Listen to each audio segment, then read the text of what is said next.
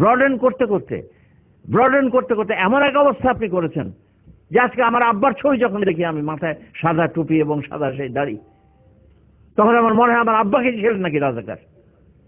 কেন ডেফিনেশন এবং নাটকে সবকিছুতে এমন ভাবে করছেন, নাটকের মধ্যে সবচেয়ে খারাপ যে বদমাইশ, যে রেপিস্ট চেয়ারম্যান, ওইটার মাথায় টুপি, এখানে কালো দাগ, তার সাদা দাড়ি।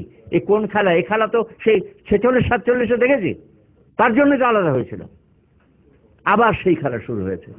আর এই খেলার প্রতি আপনাদের আমার করজোড়ে একটি কথা, যে আমাদের প্রত্যেকের বাড়িতে আমাদের সন্তান আছে, আমাদেরও ছেলে মেয়ে আছে, আপনি তাদের উদ্বুদ্ধ করেন। এইভাবে পারবেন না আপনি।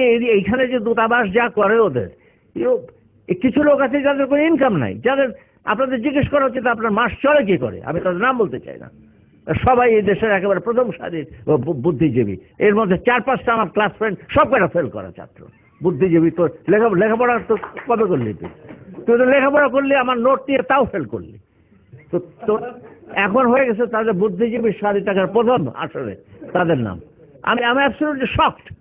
তো এই সব জিনিস মনে রেখে হয় আমরা আমাদের বিশ্বাসকে, আমাদের উপলব্ধিকে জীবনে স্থান দেব।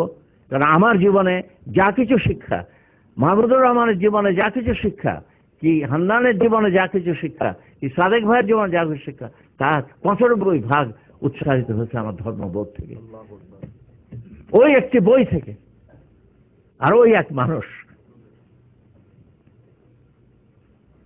যাকে নিয়ে মুসলমান যত ইয়ার্কি করে, মুসলমান যত অপমান করে, এত অপমান আমি হিন্দুকেও করতে দেখতে।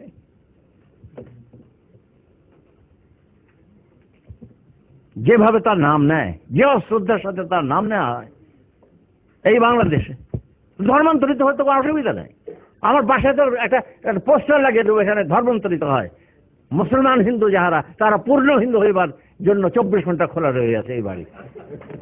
কাম touch the Gita and become Hindu. তারপর আপনি বলেন যে আল্লাহ রসুল খারাপ, ইসলাম খারাপ, সব আমি মেনে নেবো।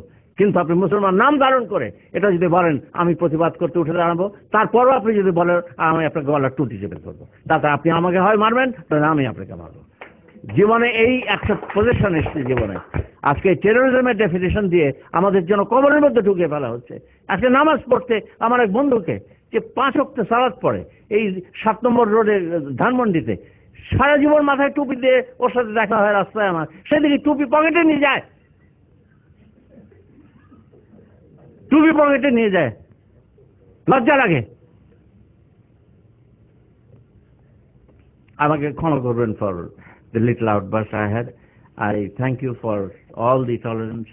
Please forgive me if I have hurt anyone's sentiment. But I am excited probably because I am in very poor health. My diabetic level is 20 and my lower blood pressure is 125 all the time. So I get angry. I have a feeling I will not live very long. But I would not like to be buried in a country যেখানে আজানের আওয়াজ পাওয়া যায় না।